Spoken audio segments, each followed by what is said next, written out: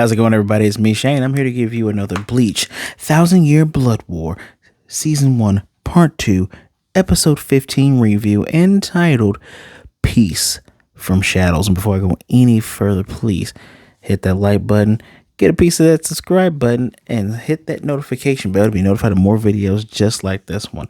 You know what's strange tick for me? One of my favorite games, one of the best games on the Nintendo Wii, is No More Heroes. And every time I hear the word peace in anime, I think of Dr. Peace. I love the way that they introduce those enemies, and they're just a Dr. Peace. I love that. I hope one day I can edit that in just so you guys can hear that one day.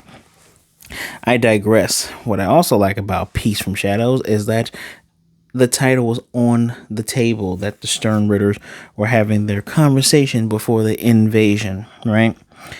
The ending animation for the ending song makes so much more sense now. We're seeing all of the Quincy's in the shadows, like they've been there the whole time. And I saw people say that last week, that they've been there the whole time, but not just been there the whole time as in they've always been the enemy. No, they were literally there.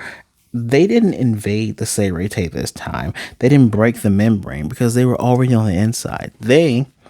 The Quincy's, after they lost 1,000 years ago, had developed a move with the Reishi, with the Rietsu, and they have a dimension beside their own, the Seireitei's dimension, where they've been there, hiding in the shadows the whole time. Wow, the fact that the enemy was there the whole time. You realize, like, if Yhwach's punk ass had woken up sooner, they all would have been done for. So this all makes sense. And of course, this plan is being spoken by everybody on the battlefield. I guess Yhwach is telling Uryu, and everyone else is talking. We get a whole cavalcade of Stern Ritters. Ones we've already seen, we've heard their names mentioned. But hey, allow me to... Oh, that's how these work. I had to star a couple of these because I'm definitely going to tell you the names of these Stern Ritters. Especially, it took me a minute because the first one we meet is D, is asking Knock LeVar Burton, or LeVar Ball if you want to. He is with the science team. And you know, when I'm saying, how'd you get in? He's like, I didn't get in here. I've been here the whole time. Which I guess the Wanderreich is the name of their realm. It's all icy. It's all cold. It's all stupid. And while he's there, guess who had an inkling about the shadows the whole time being a thing that they use, and they could have been there the whole time?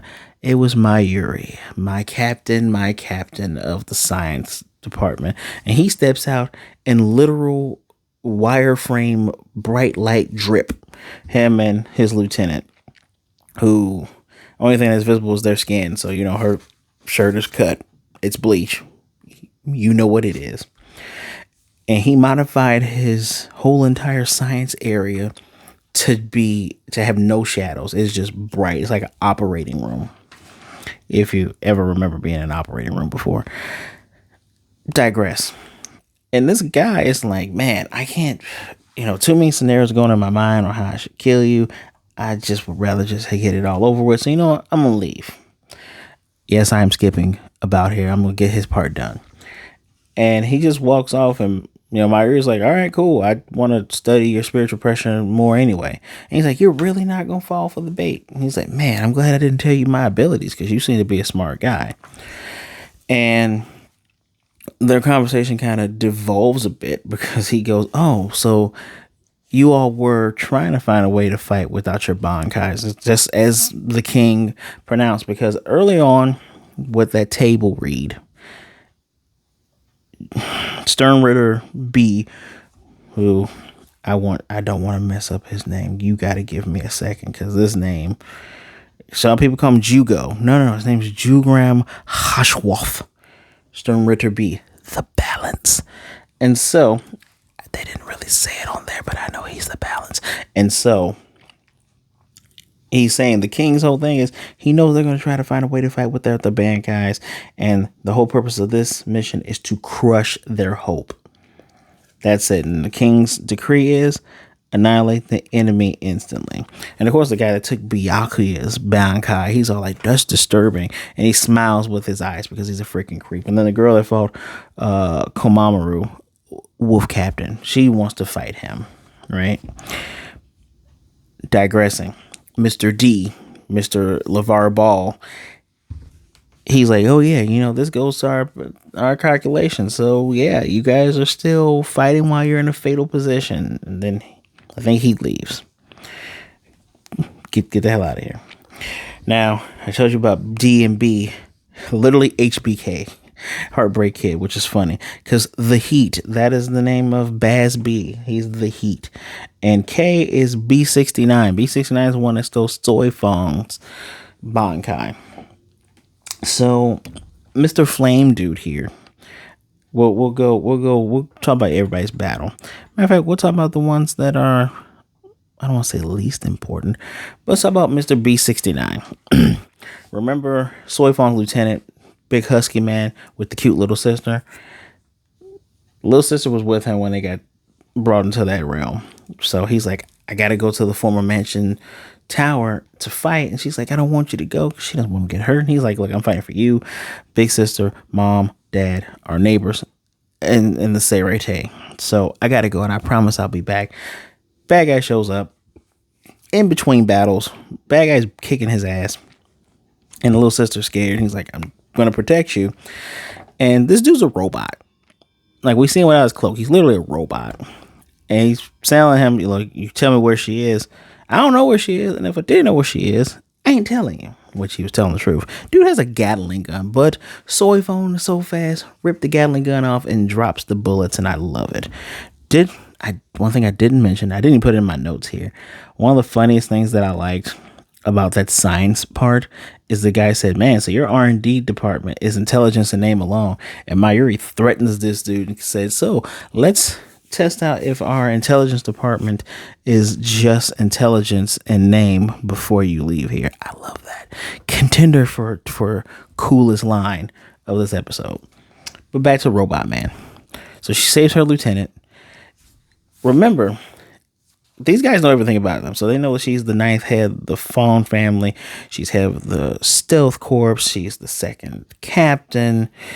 And she has her outfit. Remember, we found out in the Invade Soul Society, the very beginning of Bleach, that the stealth people, they wear these outfits not just to show their back and arms, because their spiritual energy bursts from it when they use Shunko. And she has now perfected her Shunko, because before, when she fought him, it wasn't good. It wasn't perfected. And this is how each of them, each of the Bankai lists captains are trying to make up for their weaknesses with whatever strengths they still have. And so she does, Mukio, Shunko hits him and everything, did not do a lot. And these guys are just, these literal anime Nazis are just talking shit. He goes, okay, thank you for the data, but I'm kind of disappointed. Cause when she mentions about, something about how are you still breathing? He's like, I was never breathing to begin with. I'm a robot man. Does like an Ortness attack, stabs her in the hand, point blank, shoots her. Her spiritual pressure is gone. They want you to think she's dead. She ain't dead yet. Knock on wood for her. Poor Soi Fon. What's the next battle we should go to? Already did B, did D, did H, didn't do H, did K. Let's talk about H. I didn't do B. Let's go to H, right? HBK. We're going to H, and with H, the Heat, he's excited to see Hitsugaya. He tries to kill some of their men, and Hitsugaya's ice stopped the dude's flames. He's like, oh, we're perfect match for each other. Your guy had your Bankai stolen. Let's fight. Let's get nuts. And so they're doing ice and fire, and, noticeably, Hitsugaya's ice is weaker. And After they get their, they get the men back, Matsumoto says, all right, allow me to help you. And Hitsugaya says yes. And we get some of that jokey joke. We got to get some brevity here. We get the joke between them where she's like, oh, you're so cute, Captain, taking my assistance. And she comes up with an operation name for it. It's in French, so I'm not all that good with French. It's called Millier Fulier.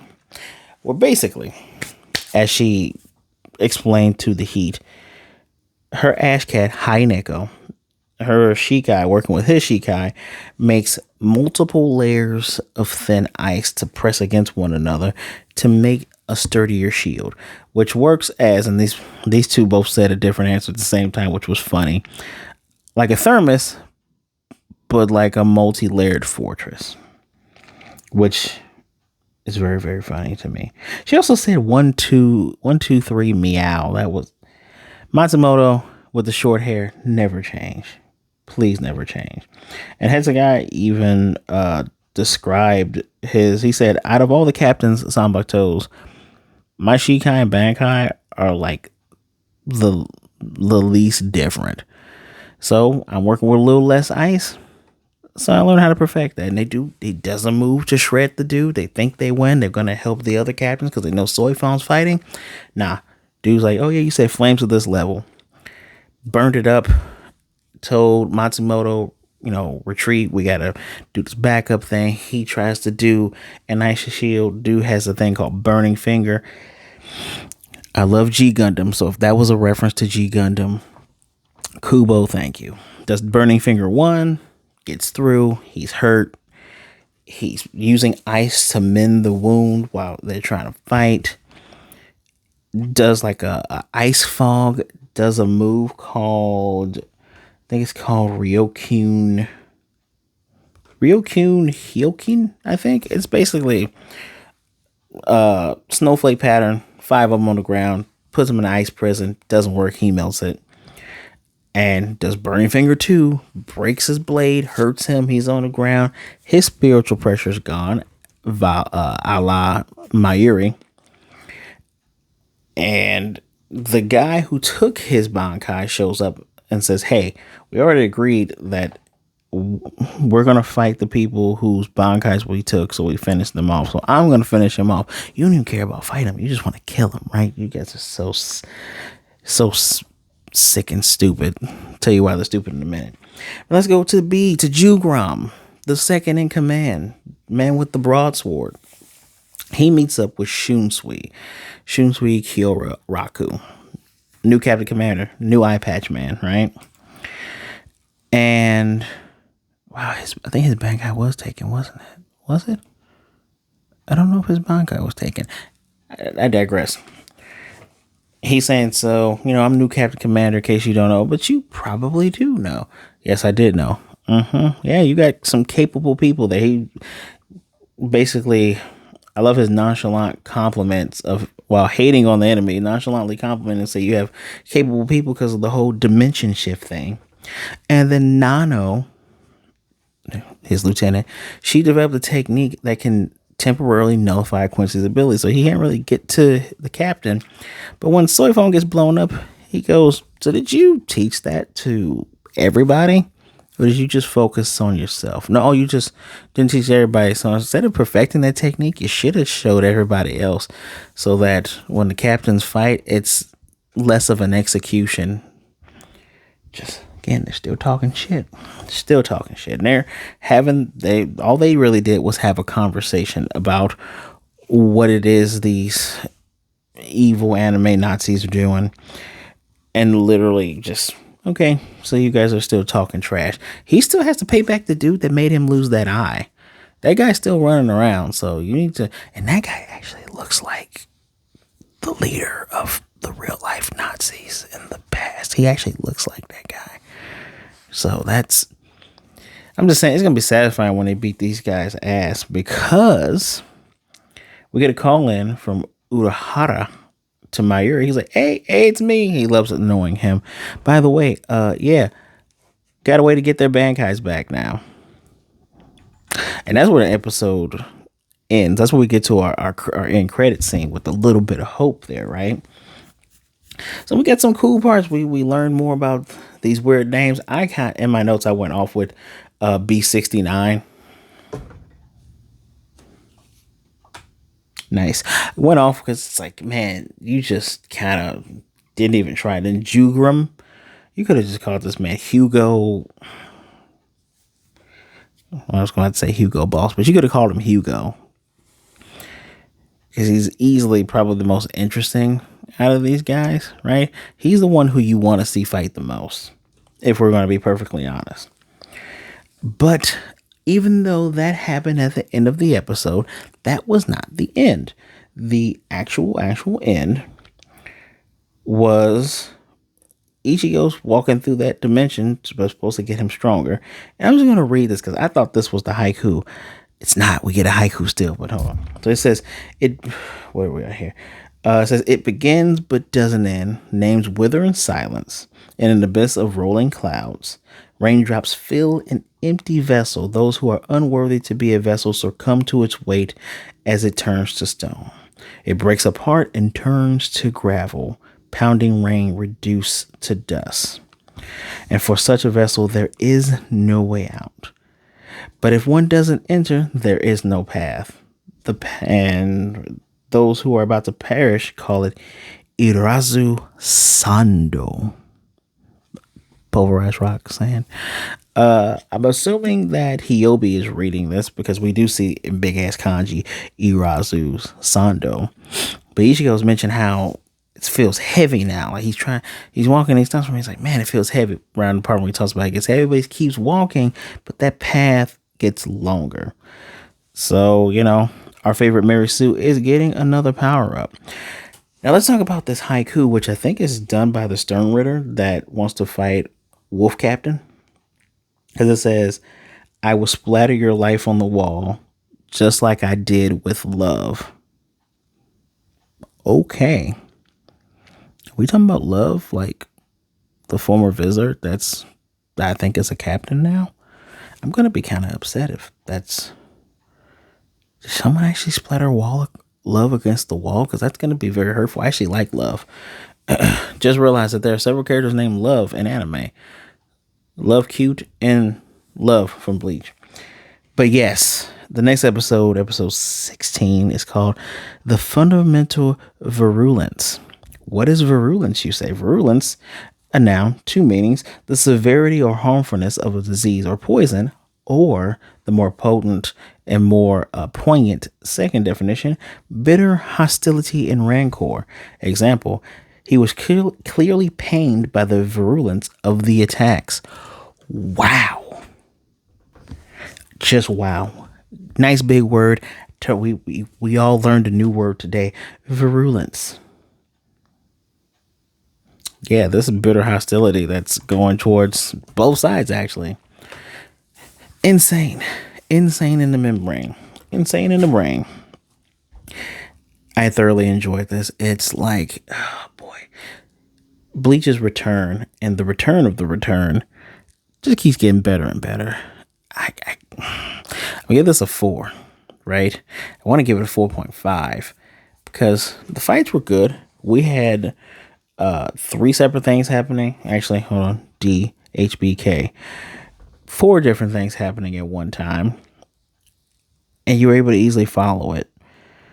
Kind of seeing Hitsugaya with his back against the wall. Still very sad to see. And I thoroughly enjoy the fact that if you've been following this for so long, you saw how strong the captains were. And now you see how weak they are now. But on the flip side, I like that, they lost their captain commander. But in that loss, they said, you know what? We're going to take whatever we can do and amplify it. We're going to do so much better. There's no more of that single one-on-one things. We're going to do whatever we can to beat these people who literally massacred us when they just showed up out of nowhere. Crazy. Love this episode. Love the double fake out. I thought the thing with Ichigo was the haiku because it was read as one, and then you get the actual echoing haiku. It's gonna be great. 4.5 out of 5. all the way. Let me know what you think of the episode in the comment section down below, please. Are you enjoying Bleach's return, the 1,000-year blood war? Are you enjoying part 2? I'm enjoying part 2. I cannot wait till my favorite character, well, second favorite character, Urahara, tells them how he has fixed this situation and how we crush their smug faces. They're probably going to end up pushing them back to Seireitei because like, oh no, we underestimated them. Yes, you did. Fool me once, shame on me. Fool me twice, F you. With that being said, let me know what you think in the comment section down below, please. Don't forget, slash that like button, all right? And then you slash that subscribe button right there and hit that notification button so you can be notified of more videos just like this one. Thank you for taking some time out to listen to me talk about Bleach. Please be good, be blessed. Wash those hands, all right? Be good to yourself, be good to others. Either way it goes, don't be a jerk. Be safe out there, everybody, all right? Please be safe. And above all other things, remember that you are not alone in this world. Reach out to someone. There's someone who would rather talk to you today than to miss you and mourn you tomorrow. All right. And with that being said, I'll definitely see you next time. I cannot wait. Bon